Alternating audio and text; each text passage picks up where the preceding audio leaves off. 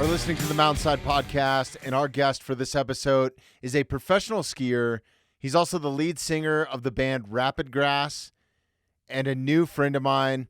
I thoroughly enjoyed having Mark in for this podcast. He performed a couple live songs on here. He's an incredible musician, an incredible person, and I hope that you enjoy our conversation.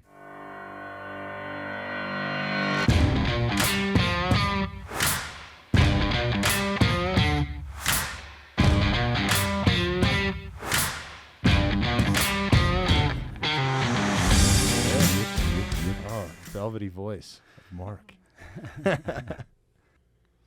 Nice, man. How long you been in Evergreen up here? I actually grew up here. Oh, that's right. But how Yeah. long have you been in this space, I suppose? In this space, God, we've been... So the old podcast studio was literally shares a wall with this, and it was nice. a closet. It was Cool. super tiny. And we had some of your homies in.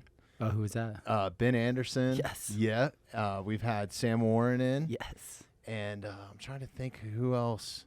Did you ever have Parr, the artist? No, I want Parr. Bad. Love Travis. But yeah, we just haven't hit it up with scheduling yet. I want to do one with him in person like I'm doing with you. Because they're so much better than the virtual podcasts, you know? So. Yeah, I think they are too, especially because you got a little video going. It's not just audio. That's yeah. No, it's cool. People can watch it. They can listen to it. And we're laid back, you know? So cool. we just kind of chill, hang out. And I'm super excited to have you in today, dude. And this is the only time you're going to catch me in a collared shirt. Wore it for a friend today. Nice, yeah. Yeah. Well, anyways, yeah. We just came from, I'm just going to say it. We just came from a memorial service for a mutual friend of ours. You and I have never really connected before this past week. And seems like we keep running into each other between all the events that we've been at and then this today. And yeah, so my heart goes out to, if you're listening to this and you know who Colin was, you know, big shout out to his entire family and everything that they're going through, and just wishing them love and, you know, some mourning and I was unfortunate event, you know. Yeah. Super crazy. I don't mean to bring that up right out of the gate, but it's hard not to. And Well, that's why you're wearing a collared shirt. yeah. Yeah.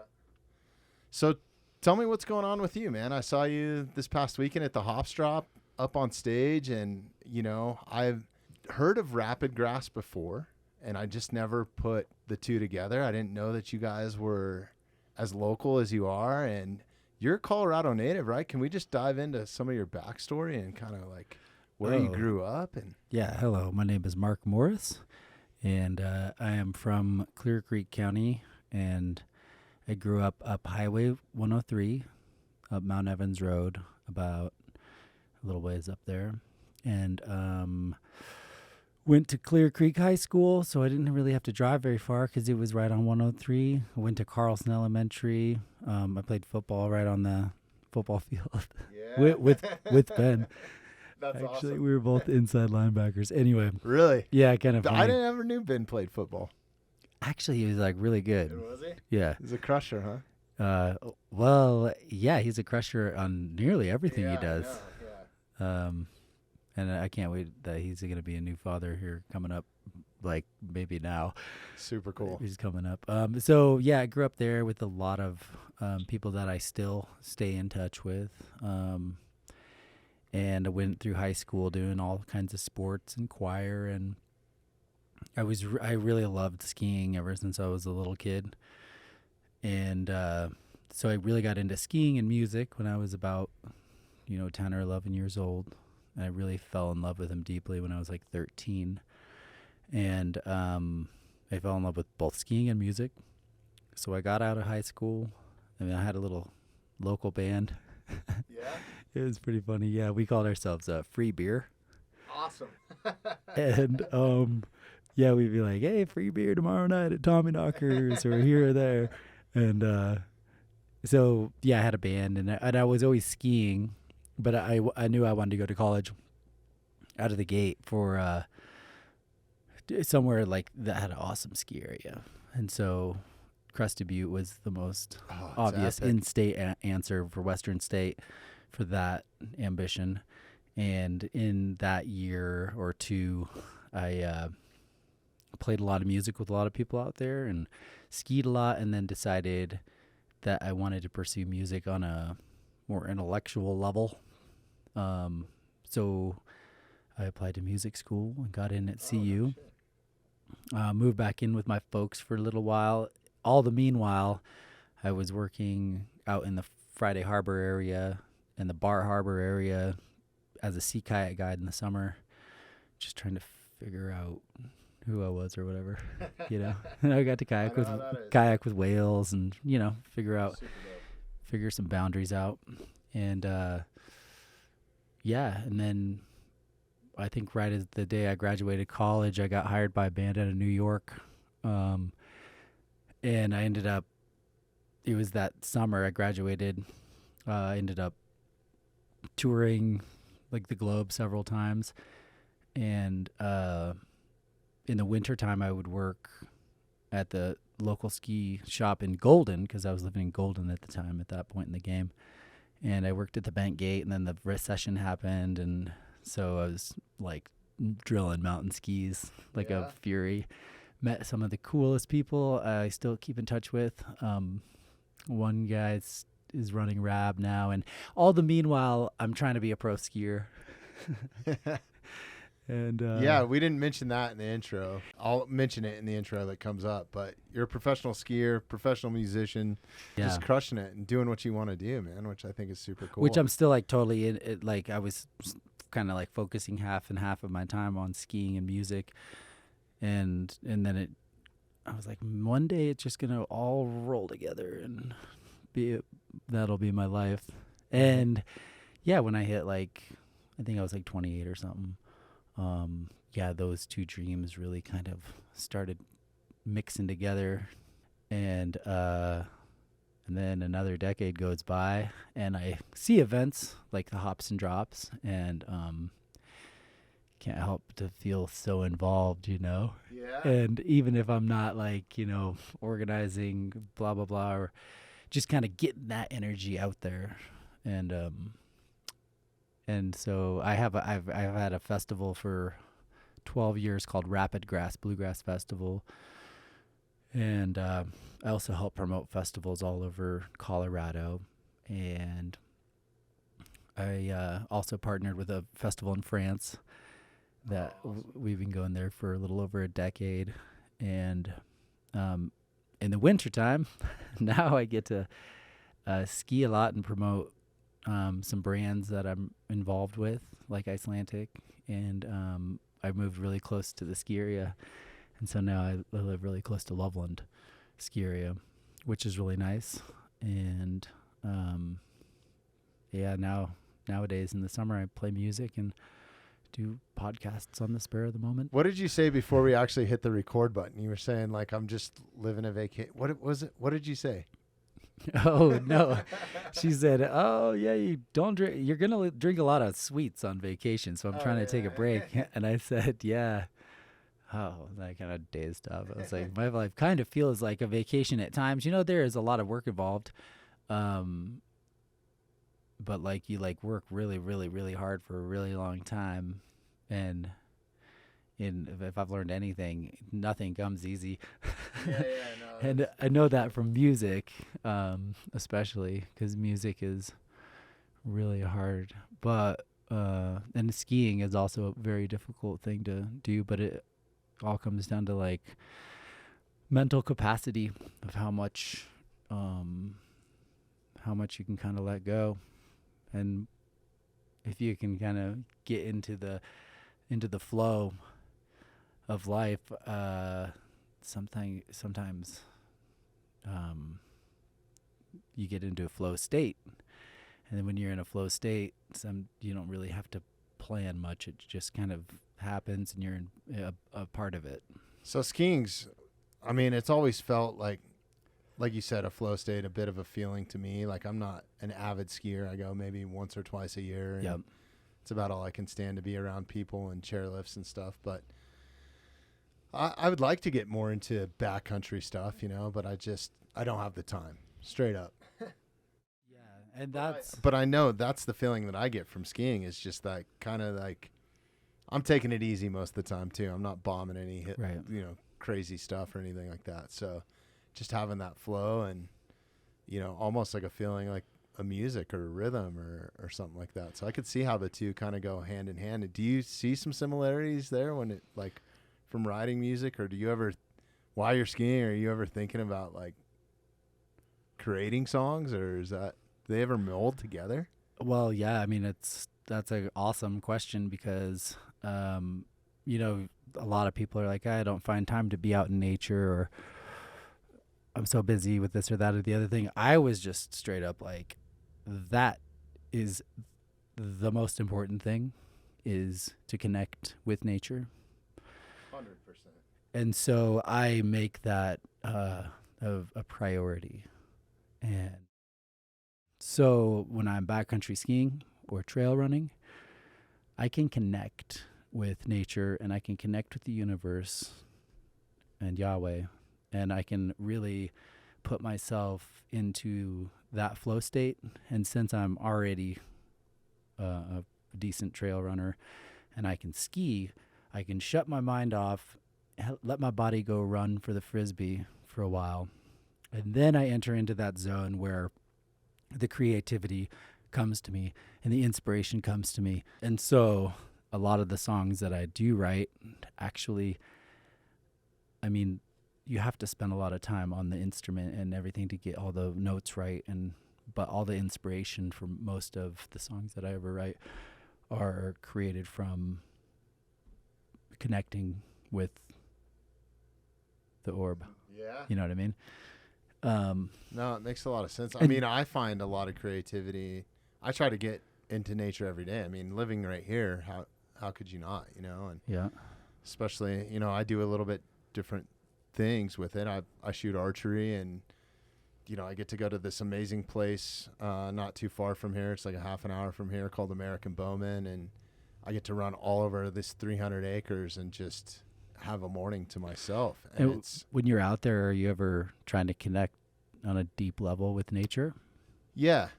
No, I think that I go a bit deeper, because I even go deeper into archery, and this may sound a little bit crazy for anybody out there listening, but I have a whole like shot mantra that I say to myself before I even, release that arrow. So Perfect. that's a big part of it's a part of my shot sequence to make me accurate. But I just enjoy being outside, and I'm a firm believer. And, if you look at it scientifically too, being out in the sunlight, like first thing in the morning, is so good for you. It releases all these chemicals in your brain. Before you have coffee, before you do any of that shit, if you can get just out in the sunlight for 5 to 10 minutes and just sit there, you don't even have to be moving, but if you're moving, it's even better. It releases dopamine and all these different, and I'm no scientist. This is only stuff that I've taken in from books and listening to other podcasts and stuff like that. But Yeah. it's so good for you. And it sets, if I miss that in the morning, like, for example, if you're on a tour bus and you don't see the sun until, noon, just because you're in the submarine, basically, it's brutal, man. Like, yeah, that's important to me, is to be outside. And a couple months ago, I still got to go out on the road, and I still do production stuff. And I was working in this super strict, like, COVID environment. There was this big bubble, and they made you walk inside of this certain pathway. So it was like a hotel that was connected to a convention center, and then the band was playing there, and like we had to stay within this bubble the entire time. And I was there for almost fucking 3 weeks or something, and I was going crazy because I wasn't outside enough. So any chance that I got, I was out. And some of those production days can be long. You're there for 12, 14 hours. So in the winter months, the sun isn't out as long. Yeah, not to say there's some kind of sacrifice for making time. There's definitely is, because it's my nature time is it's the only thing that charges my battery. So if I'm like running on 10%, I can like hardly like even watch a video before it dies. Right. But if I always just keep it like pretty charged. Yeah, no, I feel a lot of the same way. Like the best that I ever feel is when I go on like a long backpack trip and I'm gone for like, 5 to 12 days or something like that. And then I come back from that with none of this shit, connected from nothing, just taking it in. And to finish answering your original question, do I combine the two?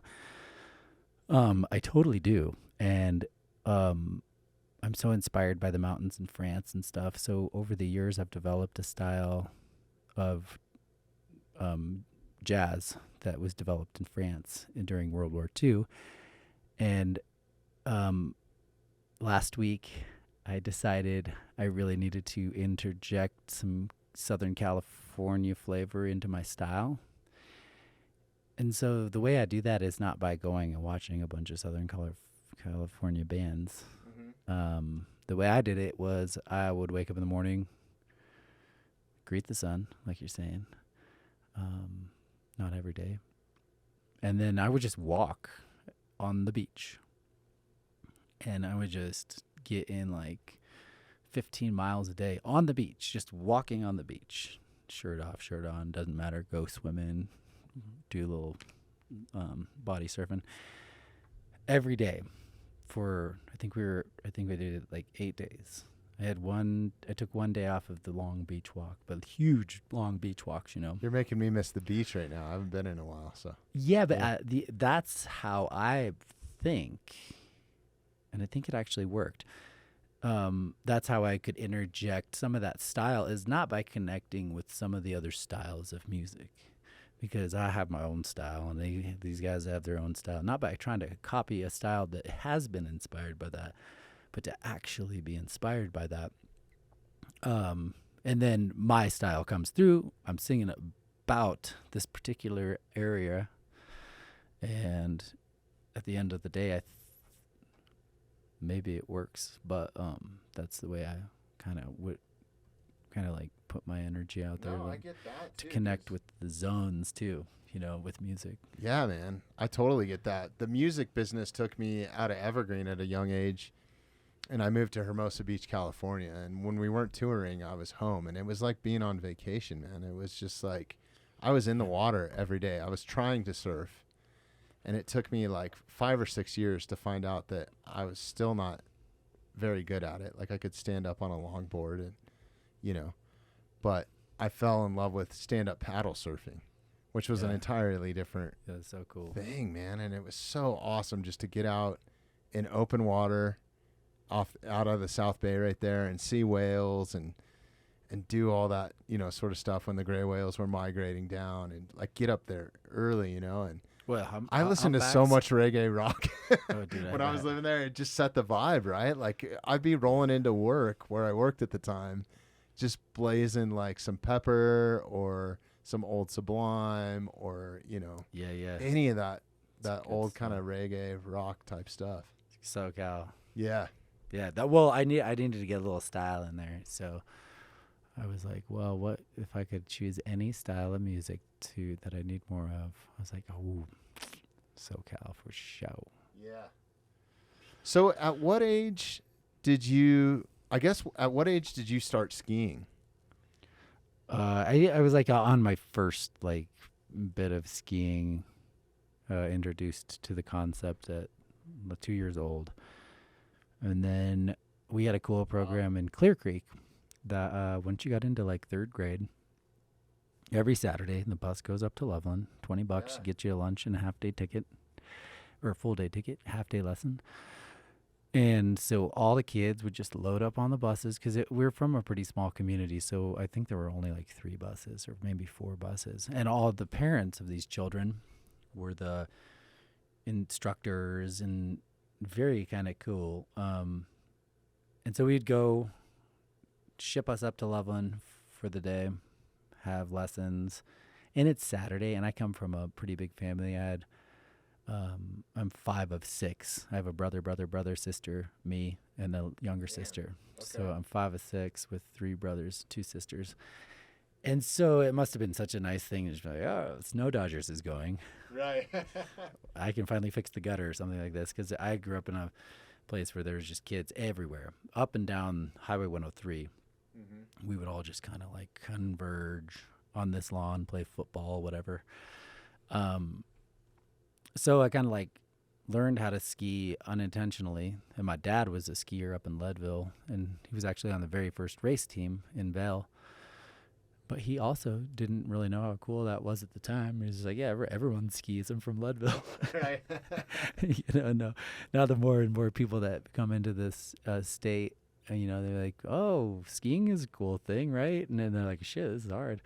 It's like surfing a little bit. It's a long learning curve. And to get to the point where I've taken skiing. I've skied my whole life nearly. Except for 2 years. And I've really skied pretty seriously for, 25 years almost. Wow. That's hard to say. I guess at what point, from being at skis at 2 years old, was it always, because I feel like between music and skiing and at the levels that you're at currently, to be at that level, you have to have a passion for it. So at what age did you just like, I'm all in? Yeah, I'm all in. Well, it's interesting. I fell in love with the guitar and skiing on the same trip that I got invited to. My brother went to college in Alaska, and he was 5 years older than me, still is 5 years older than me. And so I was in, I think it was 8th grade. And my uncle said, hey, have you heard of this new thing called helo skiing in Alaska, heli skiing? Yeah. And so he's like, well, we did some cell towers, and we would love to have you guys come join us for this adventure in Valdez. And it was a new concept at the time. Doug Coombs was doing it. And so I was just like, I'm from Idaho Springs. It was my first time on a plane. So wait a minute. You said you were in the 8th grade? So you had to be like 14 or 15? I think I was almost 14. Okay. Almost. Maybe. Yeah. That makes sense. I never really thought about it too deeply until I have to tell this story over and over again. And I'm like, I should probably go back and like really check my facts. I'm horrible with it too. So we did that. And while that trip was going on, there was an album that Bela Fleck just released called Live Art. I'll never forget it. And my brother was like plunking around on the mandolin a little bit, and I was plunking around on the guitar a bit. And so I used those same ideas to kind of dig a little deeper. And it was like before the internet, but they're like, hey, listen to this guy or listen to this guy. And I realized that it was like a cool bluegrass style. And so we started playing together, and I was like immediately in love with music.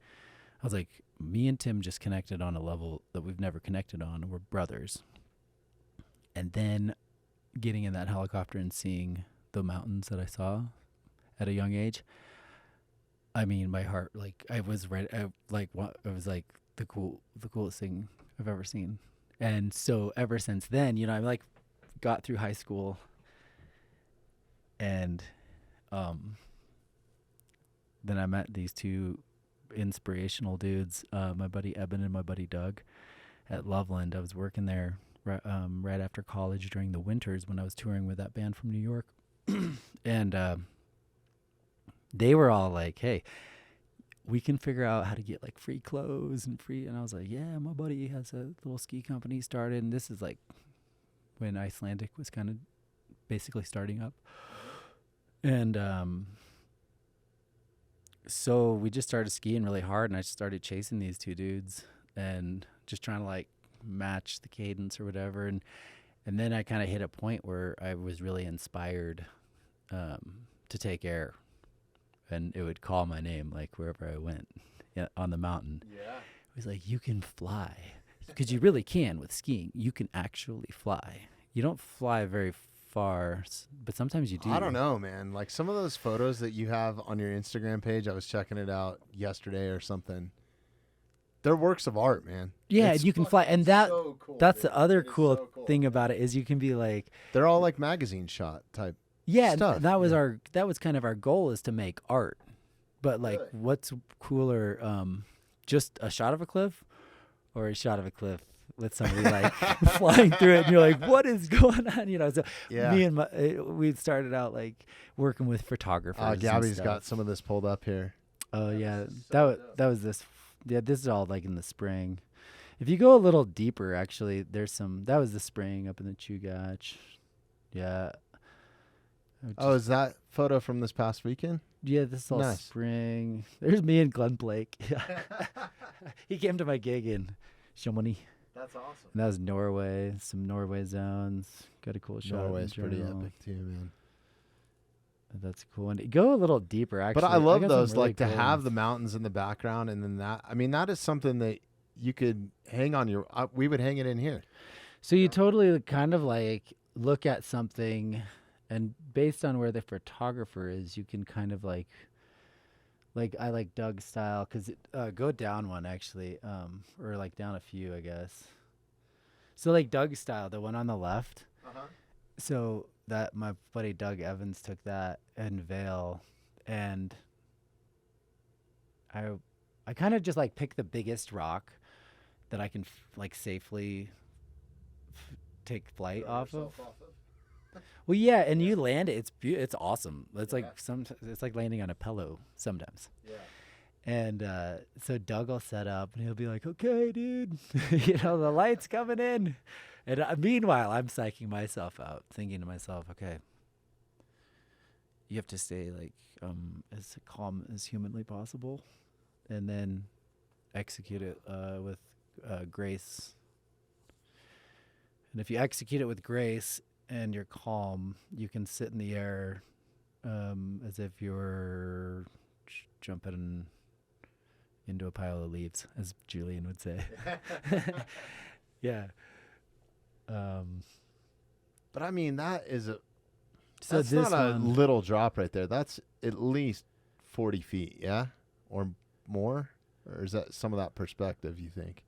well, I forgot my tape measure that day, But but go back, but we actually used that photo. As you can read, the calendar supports a great cause. Last year's calendar sales raised over $12,000, which isn't like some kind of, but we're doing something, you know, but you know, that was Casey Day who did that. And today kind of like rocked me a little bit, because I've also produced a festival for the last 12 years, and a similar thing happened with one of my cousins, where like suicide is preventable, or it's a hard subject. it's but so hard, man. we don't have to dive into that. We'll keep going on the skiing, but that is a cool thing, and you got to check out my buddy's calendar. It's Powder Factory Skis, and Cool. he just Definitely will. we kind of sometimes get some cool shots and stuff.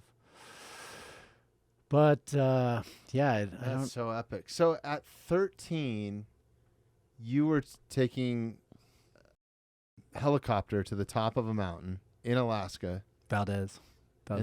and skiing off of it. Yeah, but they start you off kind of slow. I mean, I was Okay. I was a kid. I don't know any other 13-year-old that's been able to experience that, though, man. Nowadays. So I mean, fucking there's awesome. little rippers these days. Yeah. Maybe from my generation you don't, but Yeah, this not new from our generation, I mean, there are some kids. It's crazy how good they are now. But yeah, I always wanted to get back there, and so my motivation for being good enough to do something to contribute to the ski content world back when it was magazines, it was like, well, they'll help you like go skiing more. And so that was really cool. And then that same uncle who took me heli skiing called me one day. He's like, "Hey, I'm a part of this Rotary International thing, and we want to go to Russia. Would you come with, play your guitar, ski?" And I was like, "What?" So we toured all through Russia. Really? And I got to do that with him in Italy and Chamonix, and he would just really create this awesome, inspiring lifestyle that now I've been able to carry on without my Uncle Lloyd's support.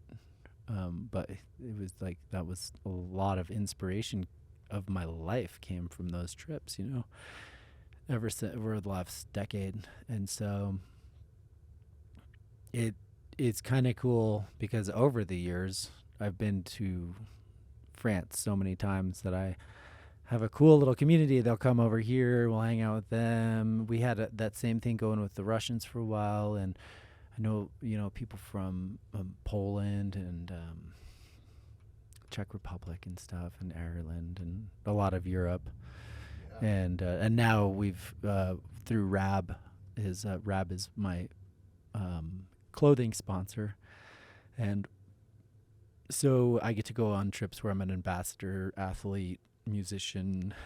We're starting this new program in Norway, which we tried for the first time this year, and it was very successful.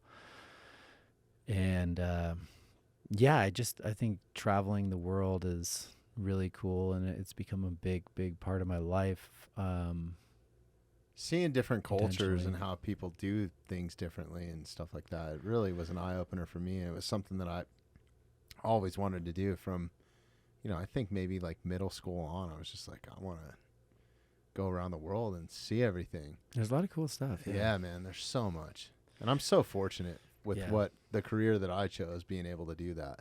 That's awesome. Yeah. No, I think it's epic, you know, being able to do what you've done though, man. That's amazing, man. Especially from that young age, man. That's blessed, yeah.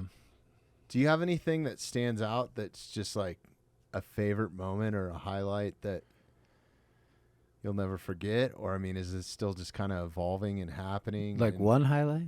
Yeah. Oh, wow. I mean, there's so many. Yeah. You know, it's one particular highlight of my life. I mean, yeah, actually, there was a moment where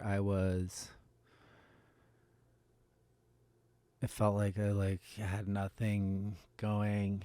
I felt like the whole world was against me. And so I broke down, and I was just like, hit a massive wall, and I was just like reaching out. I was like, what is the point? And so I asked Jack Rieta to, I prayed. I was like, hey, is it like this, or can it be different? And like a week later, I met my two best friends and my wife, and ever since that, everything seems to make a little bit more sense. And I was probably 21, maybe 20, so 21. You're still pretty young, yeah. I was really young. But I kind of was like, because I wasn't very good at anything I did. I was like, how do you get there? And so all of a sudden, I really prayed and I asked for it. I was like, something. Wow. Ever since then, I feel like I've been more than blessed. And that's like faith right there. Yeah. No, I think that there's something special about that, you know. I've had my moments too, for sure. But yeah, I think you know, and being backed into a corner sometimes is what it takes to pull yourself out of it, right? Because you gotta have faith. Yeah. Gotta have faith. So then, at 15, 16, what age did you go pro and were like, or had sponsorships and were like, was doing this? You were still going to school, still in college, like. Yeah, we'd do the ISFA, the free skiing contests, and I was in it to get like biggest, craziest air or gnarliest wreck. Yeah.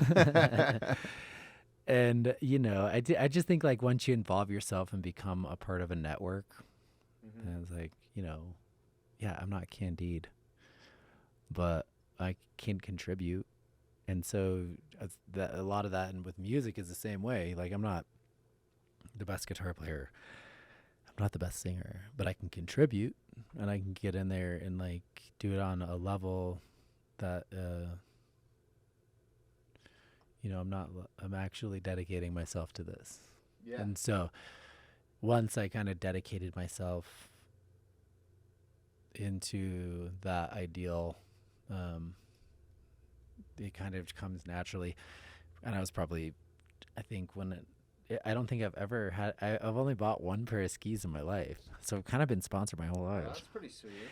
It's because I was working at Maison de Ski in Idaho Springs, and Bob made sure that we were all outfitted and with all the awesome marker jackets we needed and skis and stuff. And then I bought a pair of Seth pistols, and then that very next year, Head started giving me skis, and Rossignol started giving me skis, and Icelandic started making a longer ski. And so I was like, 100% on board now, because they were making shorter skis, and I was super stoked on Big Air. So I was like, I need something pretty big. Yeah. So just taking that and just being inspired by people who do cool things just keeps the engine going. And now hopefully I can inspire some people to do the same. And really, it's all based around just getting outside and seeing nature. And then on the music side, it's all about listening. It's music is listening if you're doing it right. Right. No, that makes a lot of sense. So at what point, so all along you're still playing music. At what point did you decide, hey, I'm going to dive into this too? I mean, you kind of said at 13 or 14, right? Of Whatever. what? This too? Of I guess, I'm sorry, like taking music to a profession level to where I'm going to do this as a serious profession. Oh, yeah. Well, I was going to music school and stuff, and I was like, okay, at the guitar. Music takes a really long time to get good at, for me at least, or proficient at, I should say. And so I practiced so much, like all the time, every day, all day, and I still wasn't getting any better. And my dad was running this natural gas pipeline service company that was contracted out of Public Service of Evergreen. And so I was working just pipelining, and they're like, "Hey, we got a good job coming up. You're going to make some money before winter." And I was like, great, because I want to go skiing. And so we were down there. We would come to the yard up in Evergreen, which is a couple little over a mile away on the left, is where we'd park all the spools of natural gas PE and all the backhoes and trenchers and all the equipment would just live there at that yard. And so we'd all meet there in the morning, and we would go down to downtown Denver, and they'd be like, "Mark, you're a strong lad. Get on the dumb end of that jackhammer and see if you can't clear that area out." And I was like, "Oh, on it," and put my hat on. And I was just doing that for so long, and I would go home to try to practice my guitar. And I was like, man, I think I'm getting worse at my guitar because I'm like just shaking all day and like beating it today and shovels and working man. Yeah. So one day I had the opportunity to not make nearly as much money, but go tour Europe playing music. And I was like, I'm in. And they're like, what are you talking about, dude? You're in? And I was like, I have to do this. I'm sorry. And, ever since then, I've, kind of learned about how to curate an act of music. And so a lot of my music career is based on performance. I'm a live performer. And a lot of it's hard. It's hard for a long time. It is. So how long have you been at that? Like, at what age were you starting to perform or what age Well, did you go I on had a those high tours? school band, that we were like playing the local bars and the Little Bear. Free beer. Yeah, free beer. Free beer played the Little Wonder Bear. how many pissed off patrons came in. Like, Totally I thought it was sad. free beer night. It was even funnier that we were 17. You're right.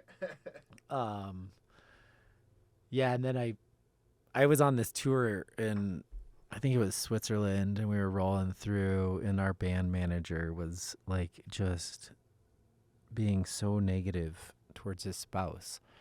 And I was in the back seat, and I was like, I cannot take this negativity. This is cool.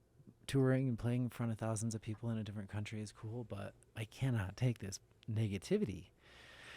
And It's so like poison in the well, man. It's so Yeah, bad. totally. It's so bad to be around somebody that's just negative all the time. So I looked at the fiddle player. I was like, dude, I live in a cool spot in Colorado. It's like cooler than all these other towns that we're hitting. Trust me.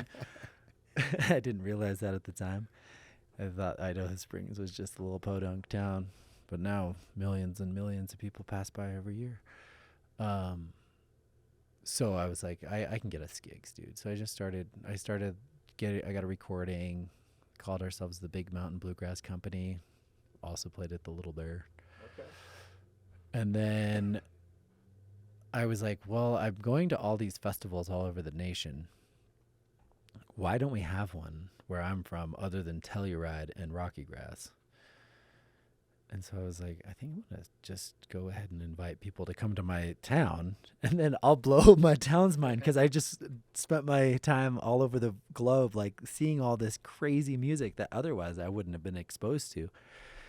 So I was like, all right, everyone meet me down at the baseball field. I got this band from Pennsylvania. They're going to blow your mind.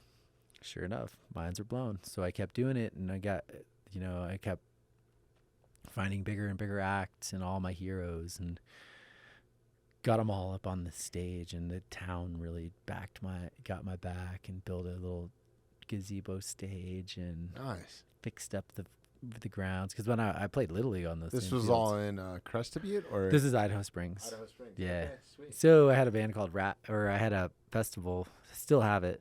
It's August 20th this year. And it's it was kind of more of a hops and drops vibe, and now I've kind of rolled it into a free community event, so I can bring all this good music to people who otherwise would be discouraged by the notion of buying a ticket. So just exposing people to the arts. And so yeah, When is that happening? August 20th. Okay. And what's the name of it? Is there a way yeah. people can find out about it? Is there a website or something? Just Rapidgrass Festival. Oh, perfect. So it's pretty Yeah. easy. So yeah, that's been my life for the last, since I was like 24, and so a lot of travel involved. Gabby's got it pulled up here. All over. Oh yeah, I gotta. I haven't announced this year yet. Okay. That one's dead. Yeah, that was pre-COVID action. Okay. But Is that a photo of the stage there in Idaho Springs? That they Yeah, it's a built? beautiful stage. Yeah, that's awesome. It's really awesome. All wood. Yeah, it's such a cool event. It was a lot like the Hops and Drops. I was so stoked to play Hops and Drops because it reminded me a lot of this event. Yeah, that was a cool event last weekend, man. Yeah. I had a lot of fun. I really enjoyed seeing you guys.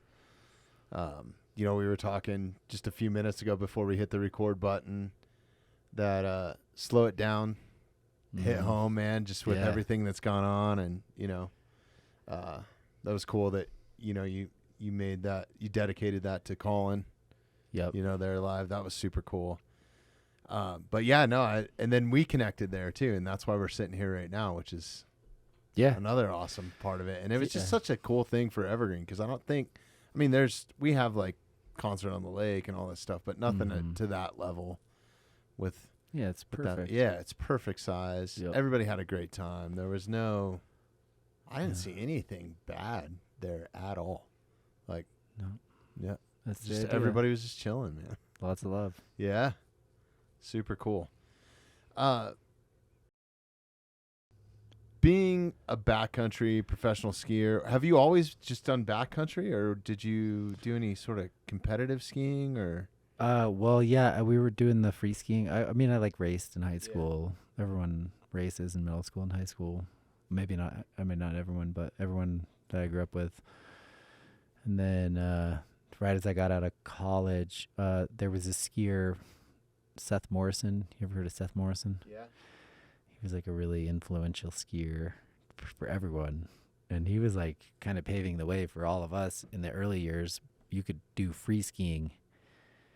Yeah. And so free skiing, it's in bounds, I suppose, when it is. But to get to the goods,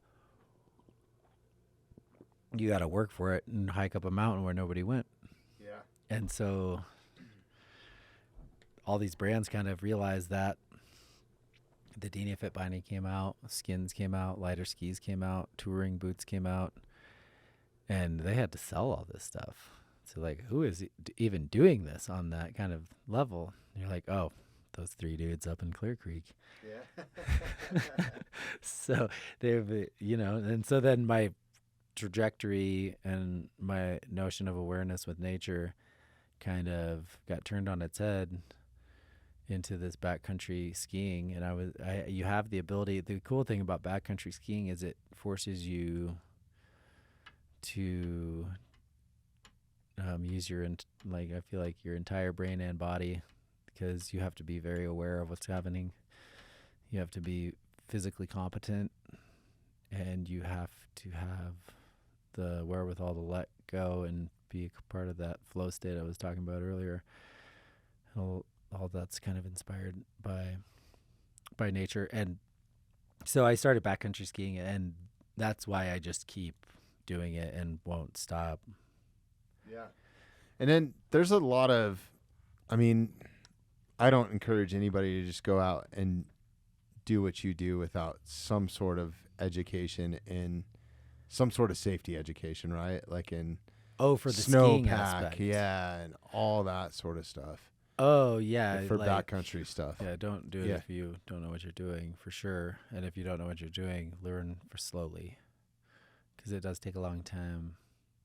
And a lot of it's being connected to nature, actually, is realizing that snowpack. A lot of it's science, too. Snow science is a huge, most of it. But some days you're out in the mountains, and the mountains are saying, go home. And some days you're out in the mountains, and the mountains are saying, come play. So a lot of it's being combined with the science of snow crystals and snowpack, etc.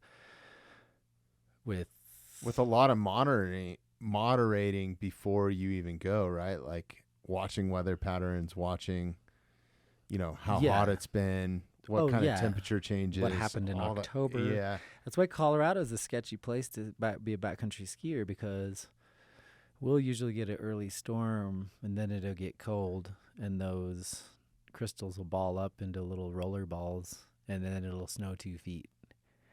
And then a bunch of people will be like, hey, it snowed 2 feet, let's go rip. And that 2 feet, turns into a cascade. And so that's where the danger is. And if you don't know what I'm talking about, I would educate yourself before you just go skiing in fresh powder. Because it kills a lot of people. Yeah. And we're just trying to have a good time. Right. Have you ever had any, with, some of these epic photos and stuff, have you ever had any bad mishaps or severe injuries or anything like that? Or Yeah, you don't learn how to do that without learning how not to do that, I think. A lot of people, some people have a shallower learning curve, but mine was pretty aggressive. Yeah, I've dedicated my shoulders and knees and ribs and spine to this game. And maybe some of my, you fall a lot, and because you're going fast. And my learning curve was just a little longer, but now I try to go season to season without any major injuries, and a lot of that is learning where the comfort zone exists. My comfort zone maybe is different than someone else's, because I'm still down to go big if everything is right. But yeah, I've been in the hurt locker a lot. Yeah, lots of like hospital bills. Really? Yeah, before I had any money, got hit with a few hospital bills, and the surgeon down at Panorama, he was like, "Oh, damn, you're broke, and you're trying to pursue this career." Gottlob. So when you said Yeah. spine, have you broken your back doing this, or? I've got some disc problems with along with my ribs, but I'm also a trail runner in the summer, so I put a lot of pressure on my body to perform. Yeah, and so just being like that, but I've always been a beater. But the beaters always kind of can keep up too. So So, as far as what are you doing to maintain that, like recovery type stuff? Do you take a certain amount of time off? Do you do any sort of stretching or supplements or? glucosamine. Yeah, I'm on glucosamine and calcium. I've been taking calcium to make my bones stronger. But no, it's kind of one of those things where you just got to move like a jellyfish, because when it's time to ski for 2 weeks of powder, like you don't plan that. Like some people are like, okay, It's like, no, you got to go now, we're right? going on Like ski life vacation February 9th through the 16th. Okay, we got this place booked and everything. No, it's like it might, I don't plan my my skiing life like that. It's like if it's dumping out, Nature plans it, right? yeah, and Yeah. I'm sorry if I'm dropping the ball in other aspects, but it's like one of those things where it takes total priority. So, and that's just passion does that for anyone in anything. If you have passion in something, it will take priority, and you can't really help it. Yeah, no, it makes a lot of sense, and I think you have to be. I think to make it to your level, you have to have passion. Like I said before, man, you got to have. About passion, it's yeah. all about passion, right? You can't be like wondering about how much Venmo you're gonna get, Right, or how many followers, or how many likes, or you can't, whatever. who cares? This It's like, Instagram But type you- world that we're living in, but I mean, you all that can't stuff's stage helpful. that stuff and be like, oh, more people will watch this and that. So, Right. yeah. I mean, all that stuff's helpful. It's been super positive for us here at the podcast. Like it's helped. Totally. Yeah. Yeah. And I was able to go on your page and see all your epic photos and just like, it kind of paints a picture. Nothing's better than sitting across from you. Like, I think that this right here is the best form of social media there is, because you can't hide anything in a 2-hour conversation, right? Like, it's not like, hey, I'm going to ask you this. Did I give you any of that? Like, hey, I'm going to ask you this question. I'm going to tee it up with this. And then if you say this, I'll respond this way. You can't do it. You can't script a show. Yeah, there's like a lot that. I guess there's an element of improv involved in conversation. Yeah, a little bit, especially when a mic goes on too, like Yeah. people get a little bit nervous or whatever. And it took me time to get over that too. Like when if you go back and listen to our first recordings, they were not good. Yeah. I mean, they were all right. It's, So, luckily I had some awesome guests, like that. That's always helpful, having somebody that I'm super interested in sitting across from me. And that's always made it a lot easier, but yeah, it's still kind of that same sort of, it's a bit of a flow, like flow state, dude. Yeah. And that's why, like, if you do try to script anything, it just sounds so bad. It sounds so bad. Like we never have here, but you can tell when you listen to something that's like, well, like a CNN like interview or something like that, that's 5 minutes or whatever it is, it just seems like it's just these hitter questions and they just there's a lot of haters out there. Yeah. You have to jockey around the haters, man. Yeah, we got them here too. So, but I enjoy getting that kind of stuff, honestly. Like, it gives me some constructive criticism too. It makes me think a little bit more, but also at the same time, I don't fucking care as much. You know what I mean about the hate, and it's just kind of, it's more fuel for me to keep going, I think. Yeah, I do. But I hate negativity, like you were saying before. I can't stand to be around somebody I just don't really see the negative all the time. point. It creates a split, and like once there's a split, the split gets bigger.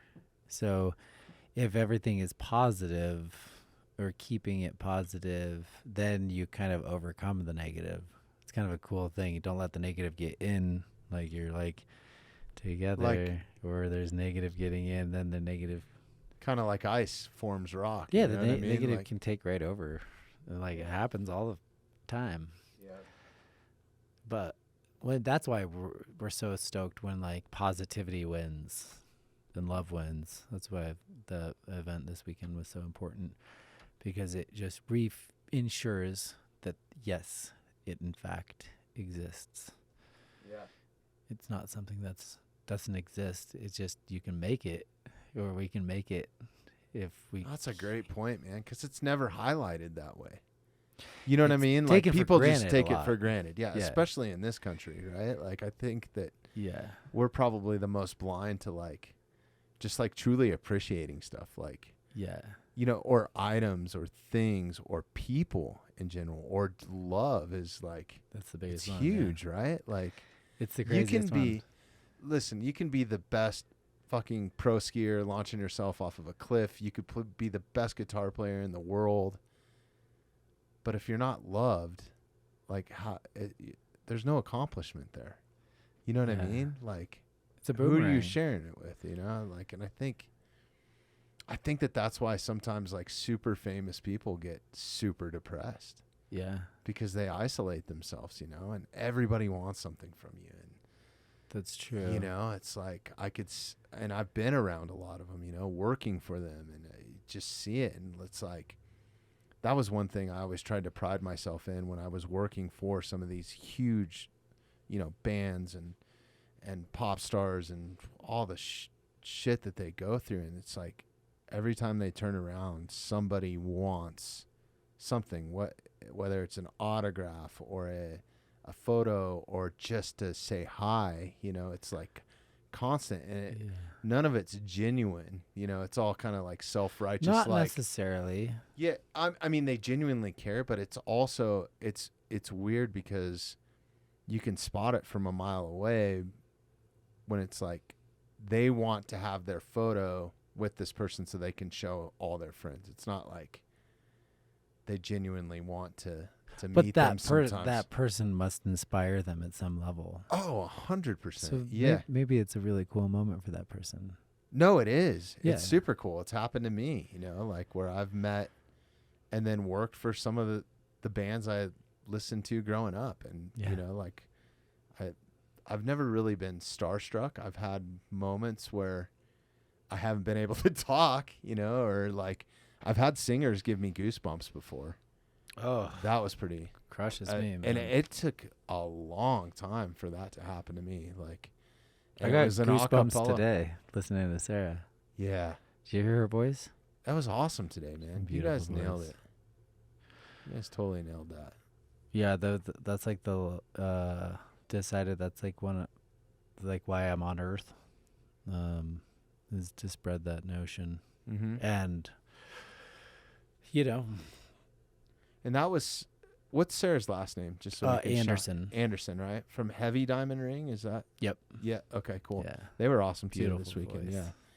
Yeah. Big shout out to those guys and Sarah today, especially, man. That was super cool. You and her performing together.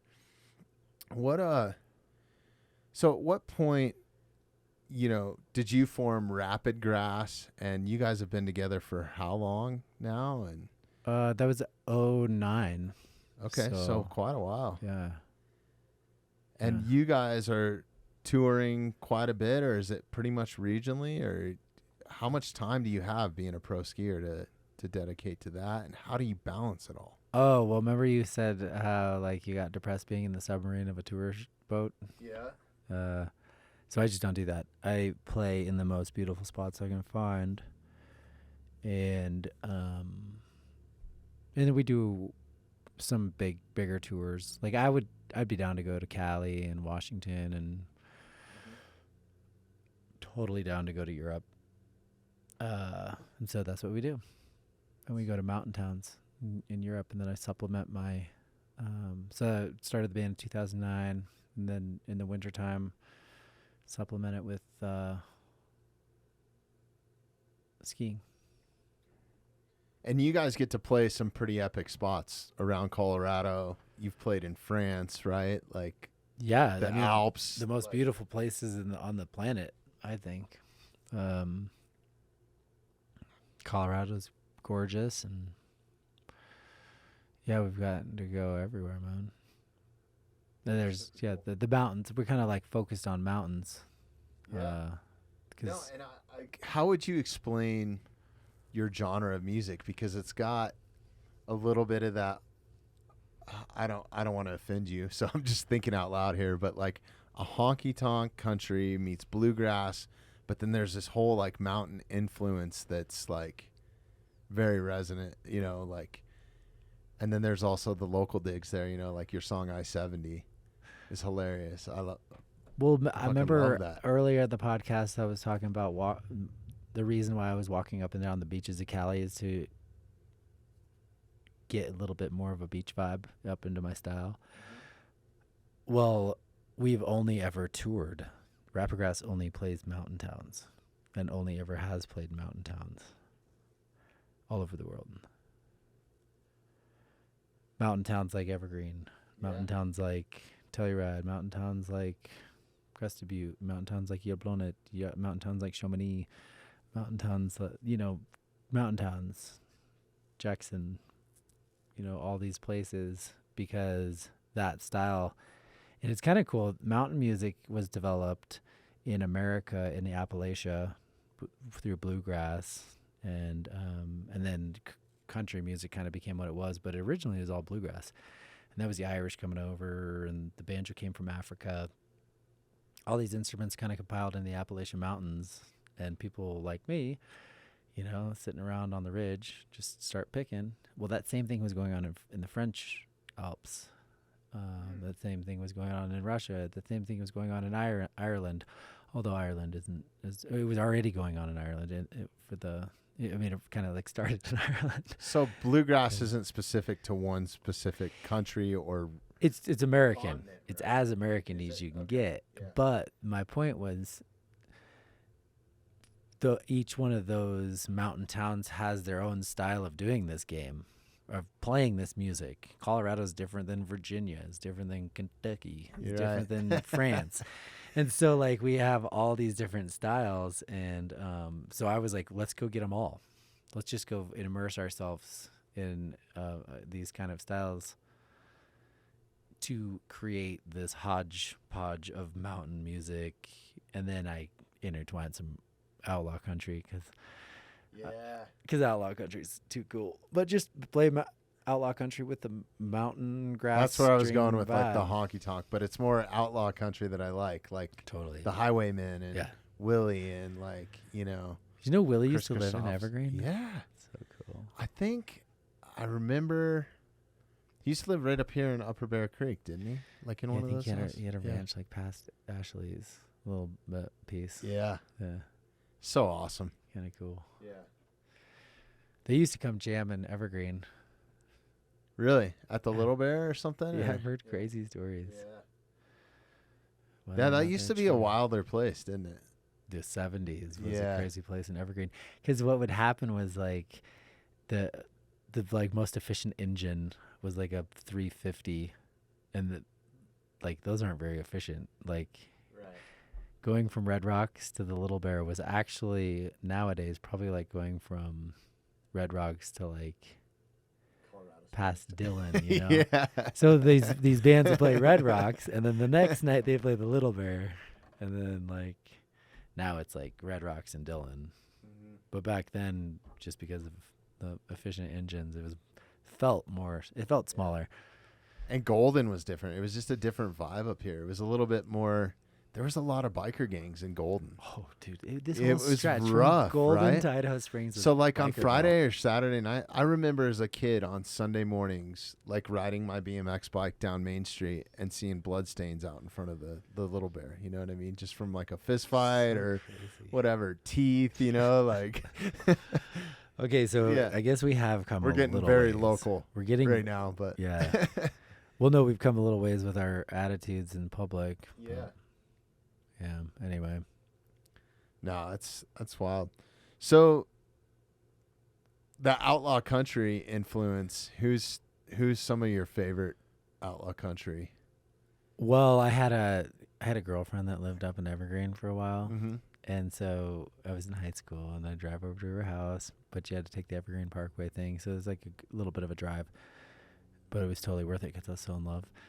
And my mom had a little 6 CD changer in her minivan.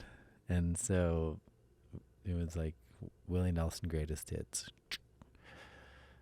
David Grisman, Pink Floyd, Fish. So there's like 7 CDs I had. So I would just like listen to that Willie one over and over again, try to get some of his songs down. I'm crazy for feeling so lonely. And I just sing along to that stuff. So I think that Willie's definitely my favorite outlaw. But like Merle Haggard was cool. I love that stuff. And Waylon and Johnny Cash is great. And Chris Christopherson is a great songwriter. And so that kind of 70s vibe, they probably were kicking it with some of those bikers. Waylon was. Oh, I'm sure. Yeah. Yeah, some of that club life right there. Yeah, totally. So I see your guitar sitting over there. Yeah, totally. Do you have time to play us a song? Do you have any time constraints? Do you have to be out of here by a certain time or anything? No. I mean, what I'll do is I'll play you a song I wrote since I was talking about how to be inspired a little bit. Do you need more in your headphones at all either? I don't think so. Okay, I'm going to play you a song I've never played for anyone ever before. Really? Yeah. First time. Here at the mountainside. Okay.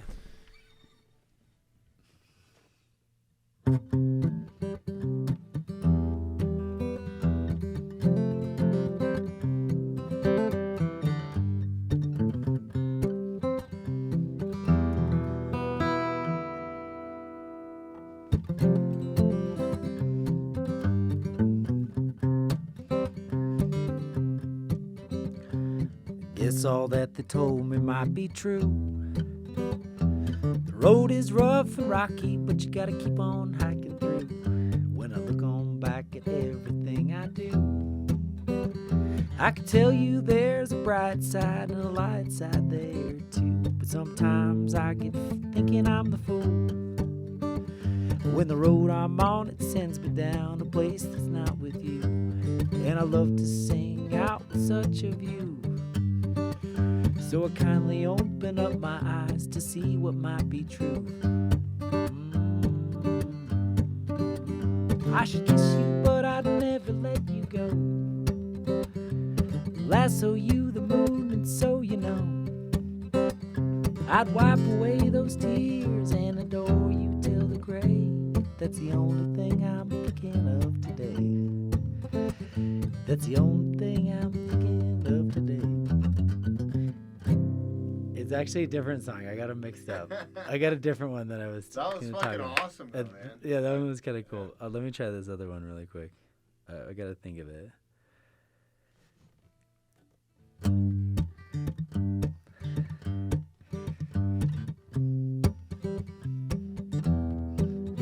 It's like a same chord progression. That's why.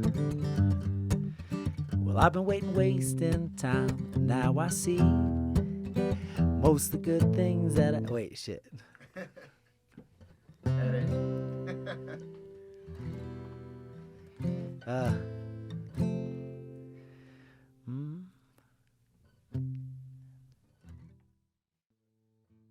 Dude, what was this? What was the name of the song, the last one that you just played? I don't know. That one's so new, I can't remember. Okay. So you'll have a name for it when it comes out. Yeah, totally. I'm just playing you new songs. That's super cool, man. Exclusive. We just kind of exclusive, Gabby. It's exclusive here. Okay, this one's super exclusive too. Okay.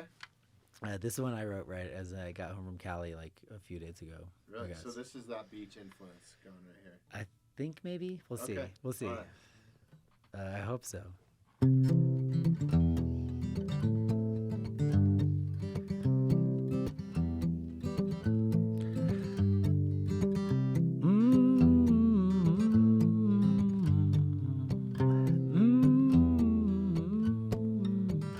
I've been waiting way too long to finally see Most of the good things that I have in life are free. And I get to feeling like I lost the key. But the secret to my life is to be me. Well, I wake up in the morning to a new day, thinking that there might be a new way, a new chance that I could take this world on. And it isn't a lie, I've been staying up late, wasting precious time, rolling with the notion that I lost my mind, when I could have been throwing down a steeper and a deeper line. Yeah, that's right, I've been waiting way too long to finally see. Most of the good things that I have in life are free, like snow. And I get to thinking like I lost the key. But the secret to my life is to be me. All the things I wish I had in this life would end up owning me till I'm on a knife. So best I rest, and off my chest I'd rather live a simpler life instead. And when I think of all the things that I could have had, it doesn't make me feel no quite so bad. If I focus on the people and the places that I've been, it brings it all back again. But I've been waiting way too long to finally see. Most of the good things that I have in life are free, like birds. And I get to thinking like I lost the key. But the secret to my life is to be me. 'Cause things can't change in a moment if you get yourself up off and on it. Keeping the truth and life and love out to be seen. Low, low. Sharing all the feelings that I have for you, I should think about every day and always do. But sometimes I'm lost, running without a clue. And I've been waiting way too long to finally see. Most of the good things that I have in life are free. And I get to feeling like I lost the key. But the secret to my life is just to be me.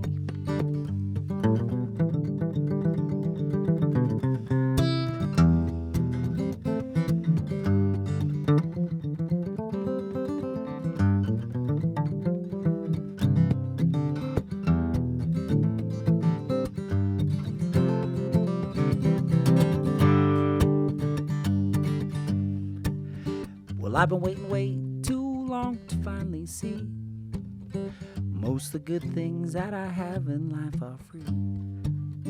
When I get to feeling like I lost the key, well, the secret to my life is to be me. Yeah, the secret to my life is to be me.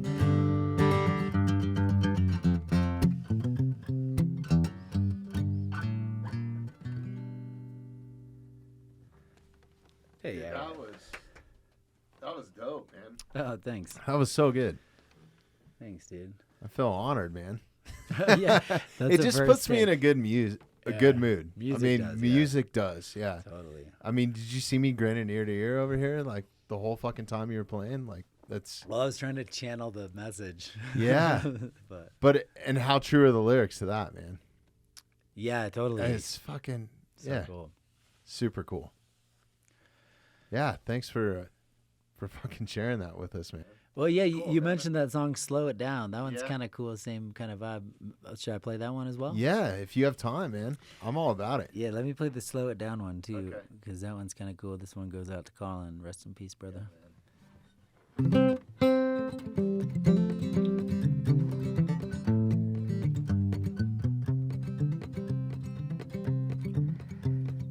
I like to drink just to swallow down the sorrow. I get high sometimes when I start the day. But I sure believe that time is here to borrow, so I won't waste mine wondering what they think.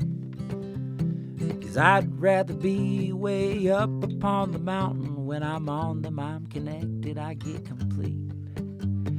But I like to dream about the chances that I'll take, and I never count my next blink. Slow it right on down the line, he told me as he smiled, and his eyes were shining brighter than the sun. Just take some time to figure out what keeps you hanging on, and then keep on doing that until you're gone.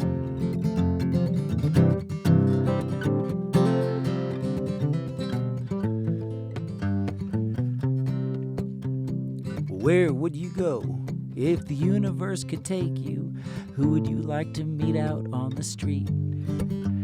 Well, I wonder, did we meet? I never knew I saw you. I'm racing down the road on just 2 feet. Sometimes I think about the future right ahead of me. I wonder what will happen on the way. Well, I wonder, will I see the big old lights in Nashville? I wonder if I'll ever leave this state. Slow it right on down the line, he told me as he smiled, and his eyes were shining brighter than the gun.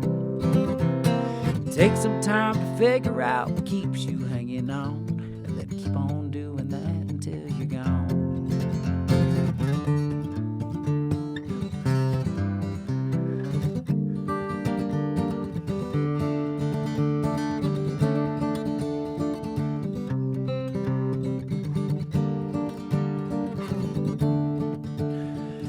I like to climb high up in the timbers. I love when I get way back in there deep.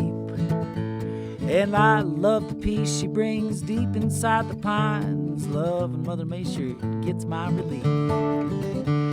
Slow it right on down the line, he told me as he smiled, and his eyes were shining brighter than the sun. We'll just take some time to figure out what keeps you hanging on, and then keep on doing that until you're gone. Yeah, keep on doing that till you're gone.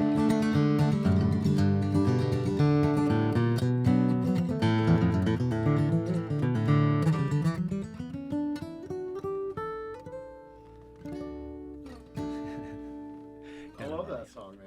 Yeah, it's So gonna be a good. cool one. Thanks, brother. Yeah.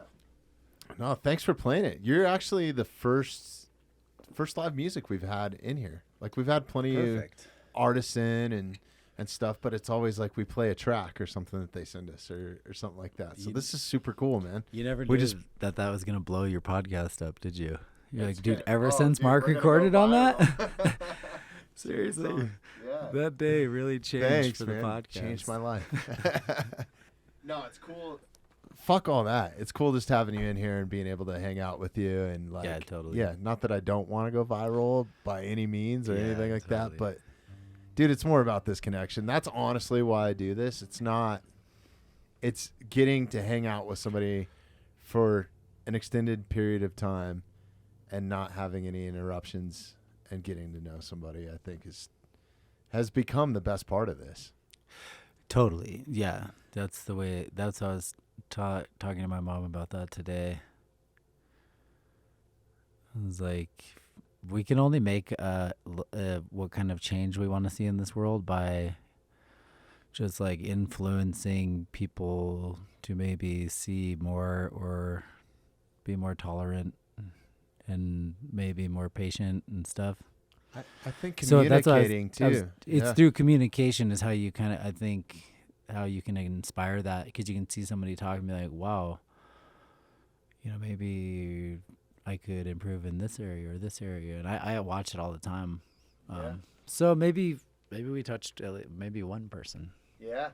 Hey, that's all that matters, Yeah. right? So, yeah, no, and I think, I think having a conversation with somebody, because everybody, like I said, is so caught up in picking up their phone and, text messaging and stuff like that. I think that's just something that's more special about this Yeah. than trying to communicate it, It's real. Yeah. Yeah. That's the key. Well, that was my point, as I was talking to my mom about that, and it's like, yeah, obviously you want to make like a positive change in the world, but at the end of the day, that's all you can really do to make a positive change sometimes, is to just be positive. And it doesn't matter who you're around or what you're doing. If you can somehow stay positive, that's like a real challenge. It's fucking hard, man, because there's a lot of shit in life that can get you down, man. Yeah, but that's Like, why quit. music is so cool. Yeah. 'Cause music, It brightened up the room like yeah, that. music is cool. Yeah, the art is cool. The arts are so cool. I'll be an advocate for those until the day I die. I'll probably be working in them because I believe in them so much, Yeah. and nature too. I believe in those so much. Yep. Super rad. So what do you guys got coming up with Rapidgrass this summer? I mean, snow's pretty much gone.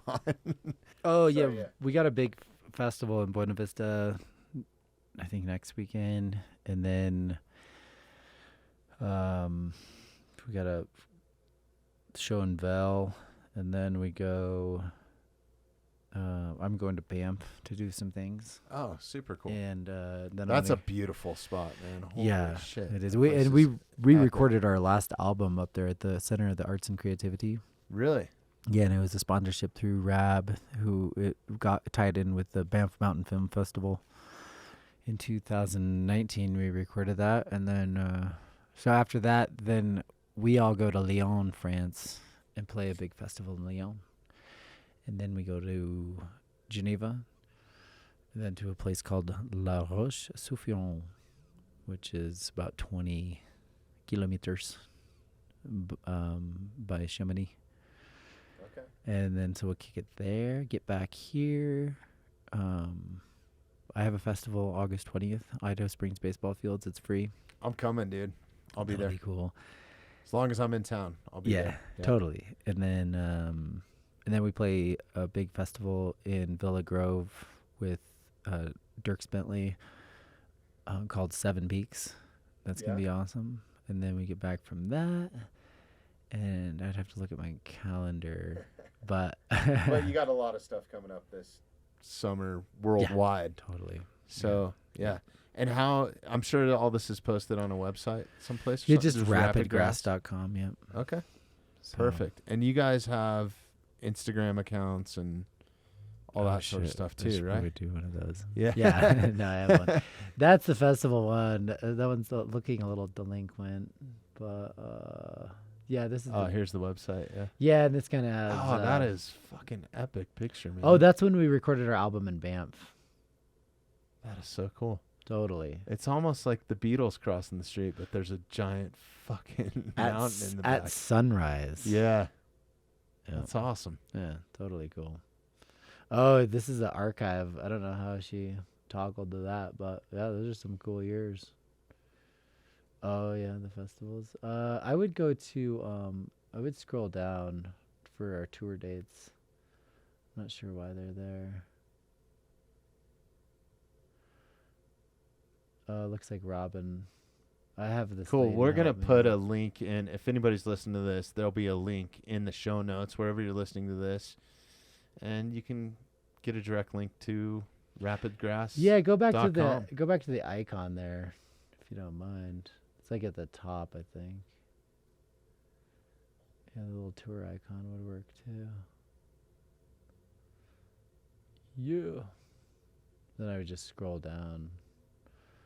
I think unless Robin, I hired a new gal to help me do this. Robin's in trouble. Well, I'm just never on my own website Yeah. because I'm like, it's so Oh, there there's you a go. little. There's some tour dates. There's a little tour. So it looks like I last kind of gave it a good effort in May. But most of those are pretty close. So Yeah, no, that's super awesome. Yeah. It's cool too that it's taking you overseas, man. Oh It's yeah, gotta be fun. it's the coolest. Yeah. Love it. What's your fan base like over there? Are they crazy or are they?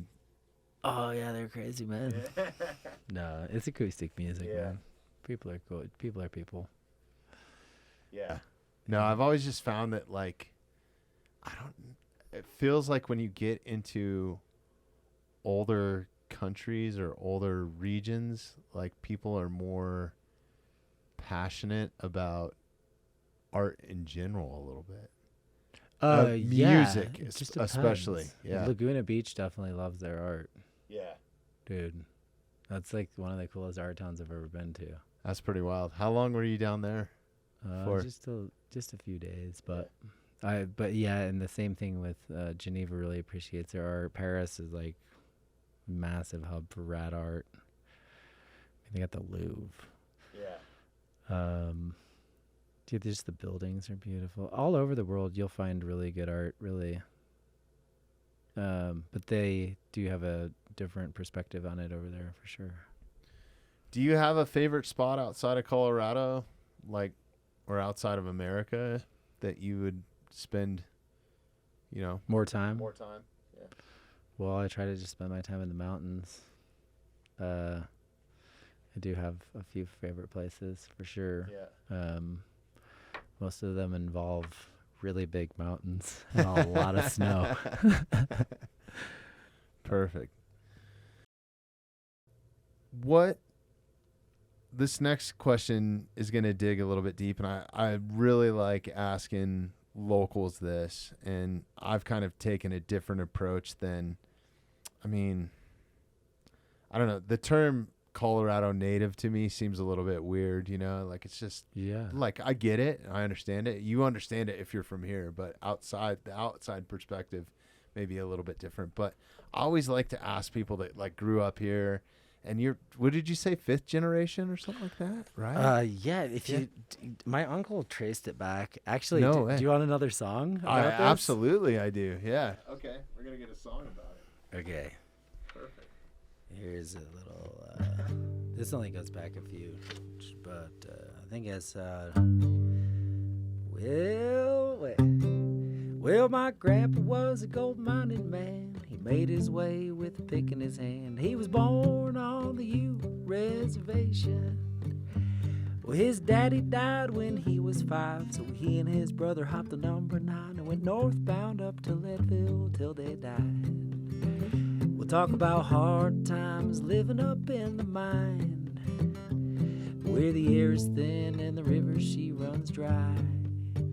We'll talk about hard times living up in the sky, digging for a living, just trying to survive. Yeah, that's what it is. Digging for a living, just trying to survive. Well, my grandma, she was a mean old mare. She could drop an elk in a single stare. She raised that family to sit upright. She feared the Lord and didn't need much more than a cigarette and an old wood stove to tuck my daddy in most every night. We'll talk about hard times living up in the sky, where the air's thin and the river she runs dry. We'll talk about hard times working up in the mine, digging for a living, just trying to survive. Yeah, they were digging for a living, trying to survive. Yeah, so That's the Morris family history right there. Well, it's at least goes back to my great grandpa. So my great grandpa, he had my grandpa in Ignacio, Colorado, and my grandpa was born on the Ute Reservation with his brother, and then his dad died when he was 5. So he was raised by the people down there.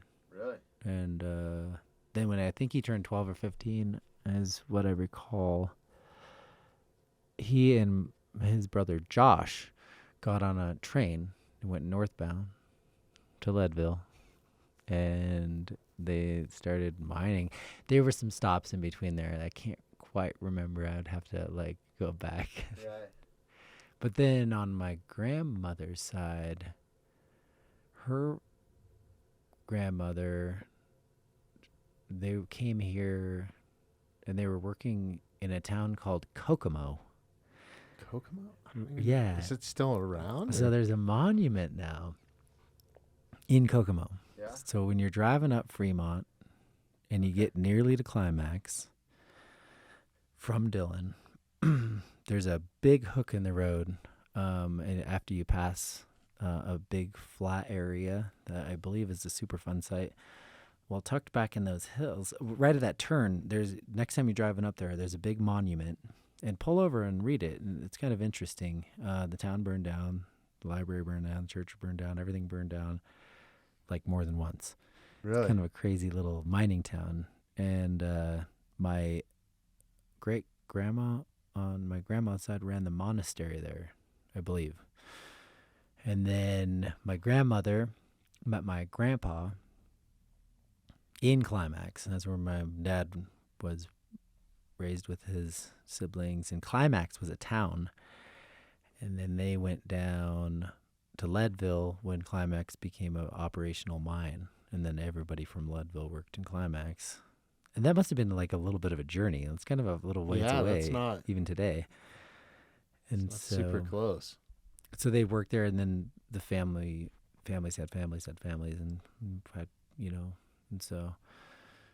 Yeah. So it runs deep here. So you say like Colorado native, like I think like the native people, you could just keep going back until as far as you want. Right. I certainly I'm like white and with blonde hair. That's why the term native to me seems a little bit strange to be like just throwing it out there and like, yeah, I'm not one to slap that bumper sticker on my car. I've never really either, because I just appreciate the Sioux culture so much and the Kiowa, and I'm like, I'm technically not native. I think that's not the term. I just say like I'm a several generation. I've been here for my family's been here for generations. Yeah. I don't know where they But came some people from. feel entitled because of that. Like, that's like because they've been like they were born here or something. Yeah, or their family's been here for so long or whatever. That's pretty. Yeah. What would they be entitled for? Like first tracks or something? Yeah. Because if that's the case, I am too, man. Right. Just joking. Yeah. If you're born here, you get first dibs in the lift line.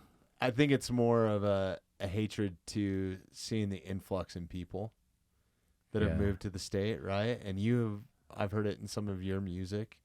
Yeah, like it's crazy.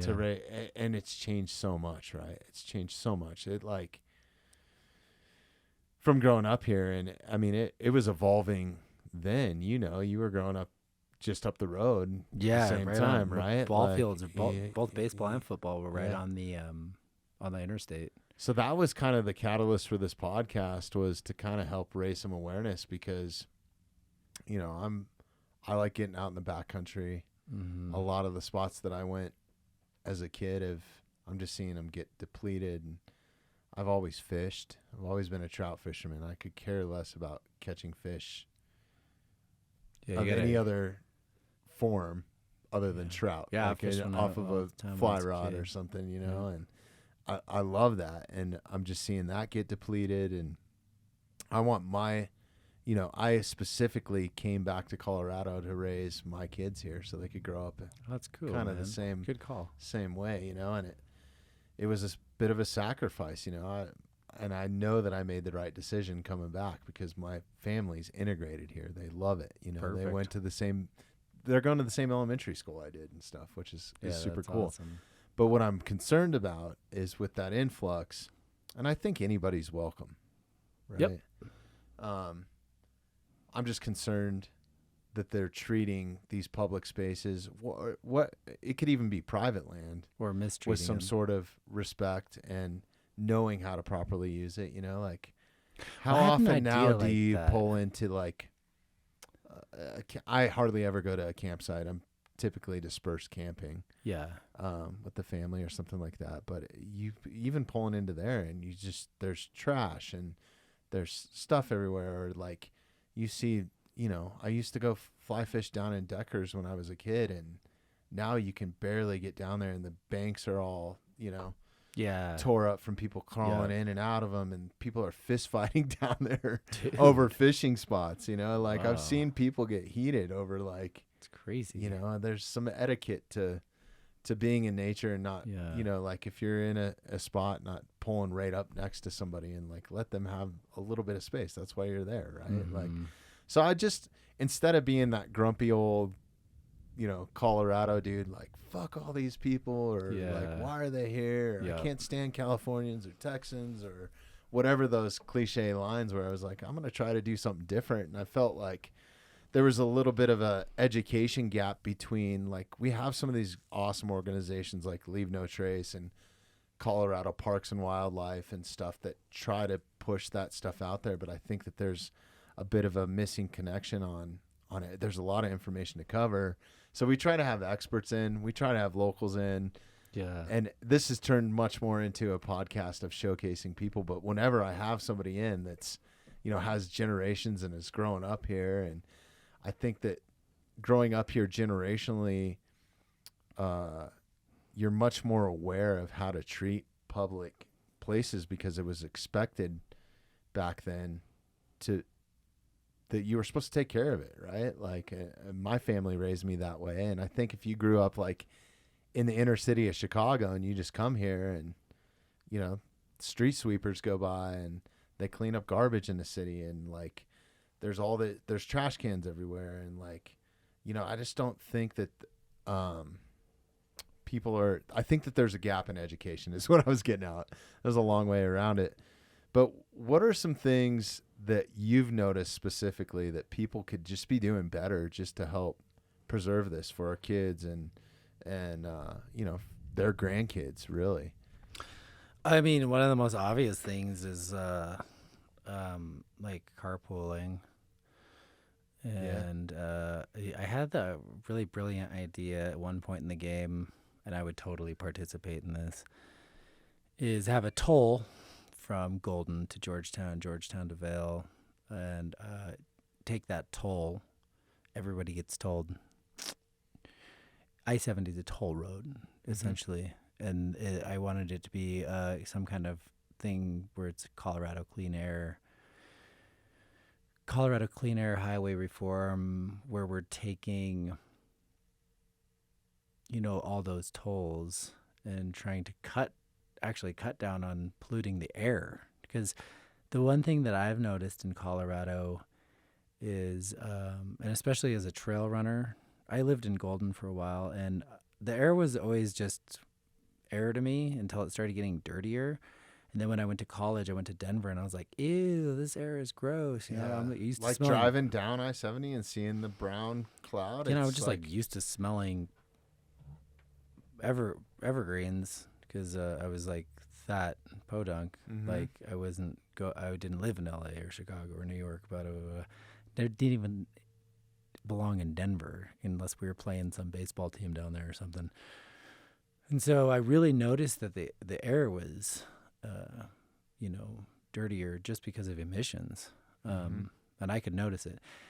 When the pandemic happened, an interesting thing happened where there was like nearly no traffic for a month up there. I-70 was like 1970 driving up it, man. Well, the thing that I noticed the most on my trail runs is that I could smell that smell again. And it brought me back to my childhood. And I was like, that's what Colorado used to smell like.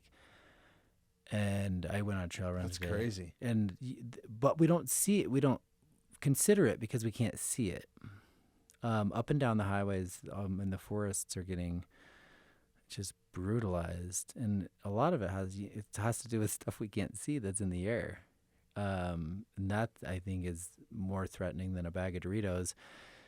Because at least the bag of Doritos, at least it has somebody can pick it up. Interception spot between this and the ocean. I mean, litter in the ocean is like the insane. Gnarliest thing. Because once it's in the ocean, then it's like, how do we get it out? And people have come up with some really brilliant plans. But for Colorado, we don't have a lot of oxygen. We have less oxygen than someone at sea level. So their air can be pretty gnarly. And then the oxygen content is still there because oxygen is life. Water is life. And we have little here in Colorado. We have very little oxygen. We have very little water. And people that maybe don't have that perspective of growing up with very little oxygen, very little water, maybe don't have the notion that, hey, maybe we don't need to leave the hose running all night. Or, hey, maybe we don't need to use as much water. Maybe we can be just a little more conscious because we don't have a lot. And then it goes down either the Colorado River or the Platte. Oh, they change the flows depending on who buys the rights. I mean, it's crazy. But, it comes down to like a usage thing. And that's an individual thing. You can think, trying to make a big change. So the air, I think just by doing little things, you can help the air quality. Obviously, that's not convenient. Yeah. And I drive a truck, so I'm as guilty as the other guy. But maybe we'll see a shift, hopefully maybe with some kind of electric thing. But, the notion of being like entitled because you're here existing and allegedly your ancestors coexisted in this same environment before you makes you. If anything, not everybody, but I know. If anything, it should make us get more involved with educating people about why it's important to not fuck up such a beautiful place. Right. Because if we get on board with that, then we can create inspiration, and then the inspiration will become a cool thing to do. And I think I think there are some programs that are really working, or at least helping, But at the end of the day, it's one of the busiest growing places because it's not the inner city, because somebody came here and maybe went to a Rapidgrass show and saw the mountains, and it touched them so much that they were like, this is where my energy belongs. I think it is. Yeah, I think there's a lot of that. And I think like a lot of that energy kind of attracts similar energy. So I think, and I hope, like a lot of people that do move here maybe already almost have the notion that we should be taking care of this place a little bit better. Yeah, I think that some of them don't actually know how to, I think I'm not calling anybody totally. And out. It's all the perception thing. Right. Yeah. Yeah. So how do we change their perception? So we have to educate, just change perception through education. Yeah. And maybe, we could come up with all kinds of ideas, but the thing is, like, when you maybe talk to people, I think it's getting behind one of those ideas too, and actually doing being a voice. Yeah. Yeah. And trying to do something. Yeah. Yeah. No, I agree. The clean air thing, that my idea to toll I-70 to a point where it would make it, or is it really, do I want to drive to the mountains just to drive up to the mountains, or do I need to drive to the mountains for something like, are we going skiing? Are we going to go enjoy nature, or are we just going to go drive for the fuck of driving? Right. And maybe that's why gas prices are going so high, because it's such a leisurely activity that fucks up our air dearly. And I only say that because I noticed it in my own body. Otherwise, I don't have something that reads oxygen right. content. Well, I mean, think about what it's doing to everything else. If you can notice it firsthand, I'm sure that there's a lot more stuff out there that's way more getting brutalized. Yeah. I mean, since I was a little kid, there wasn't a dead tree on I-70. I remember my brothers got back from Hawaii. They were working there while I was in middle school or high school. And I remember we were driving to Evergreen Parkway from picking them up at Stapleton. And the first thing Pat said was, "Oh, I just love the smell of the fresh evergreens." You can't smell that now. You can smell like McDonald's or other cars. And that's because it doesn't exist anymore, because the air, the thing that we can't see, the thing that promotes life the most, oxygen, the only thing that separates us from any of those other crazy planets. Yeah. Well, one of those things, nitrogen too, but oh, that's a good point. I mean, that's a great point, actually. Yeah, there's if only you're thinking at a big scale, like that's probably, I think you're right on with that. I think that's the air quality and water and water. Because without those two things, you don't have life. Without air, oxygen, and water. And I think we need to be paying more attention about that, about keeping our air and our water not only clean, but also like sustainable, so that Lake Powell isn't nearly dry. Yeah. And so that, the more people actually have water. And it comes down to like a weird notion of sharing is caring sort of a deal. And I'm just as guilty as the next guy. I'll take a long hot shower. Sure. Well, I think it goes a little bit like a step further than that. I think you still need to bathe. Yeah. But and your normal stuff, but I think that I've noticed, especially in the neighborhood that I live in, and I'm living right now like a mile from where I grew up. And actually, Colorado Parks and Wildlife is also having an issue with this. A lot of these people have lived in an inner city type environment, or a subdivision or suburban environment. So in my neighborhood specifically, like when I was a kid growing up, you might see a barbed wire fence, but privacy fences weren't a thing in the mountains. They were just there.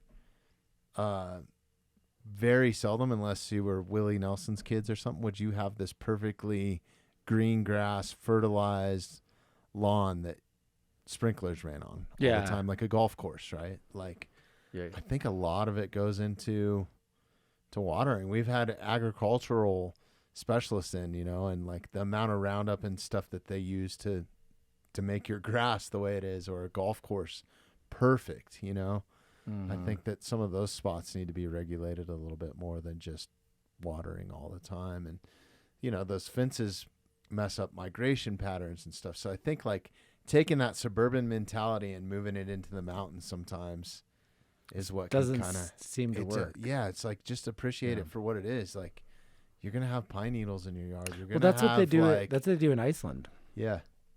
In Iceland, it's like that. It's like everybody's land is everybody's. You can. Oh, okay. So yeah, I can walk through your yard. That's how it used to be when I was a kid. I would cut through people's yard to go to school. There's a lot of like, Europe. It was okay. We could through my world travels. I've learned a lot. I've learned a lot that America could consider in the ways that we run our basically our like whole. They have it.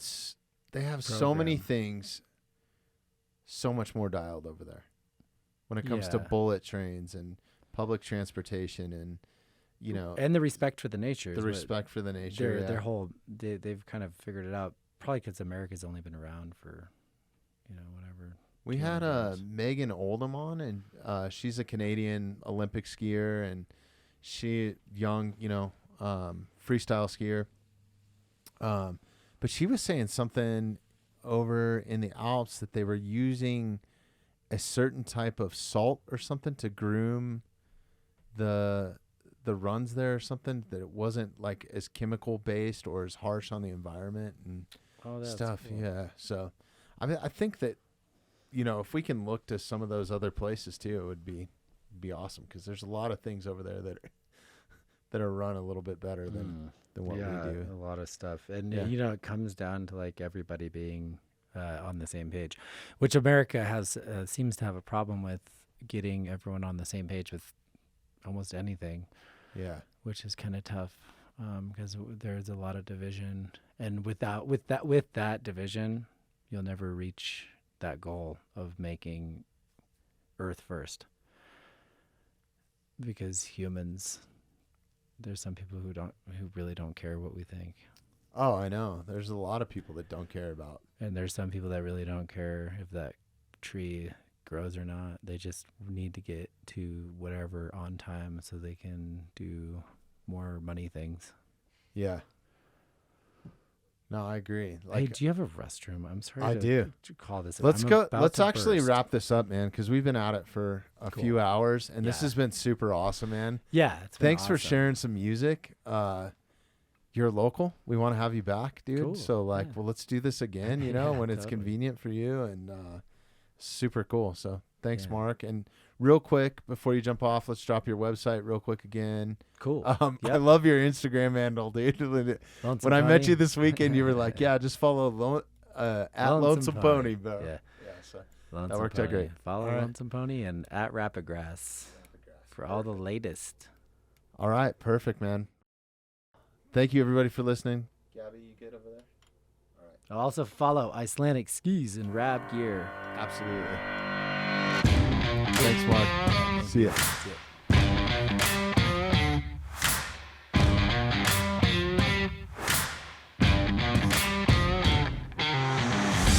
Thanks for listening to the Mountainside Podcast. If you haven't had a chance to do this already, please take a moment, follow, like, subscribe, or rate on whatever platform you catch the Mountainside Podcast at.